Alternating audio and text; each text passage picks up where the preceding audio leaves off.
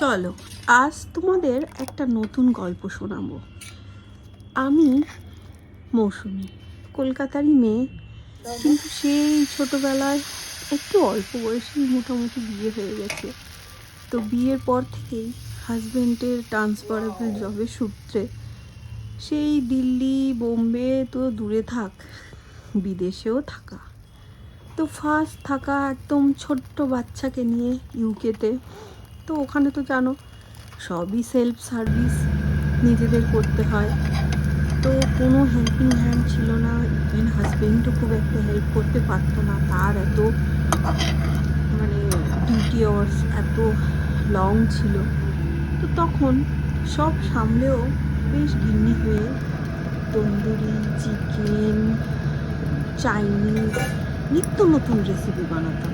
But কোনোদিনও পিঠে বানাই, কারণ পিঠেটা আমার পার্সোনালি একদম পছন্দ না।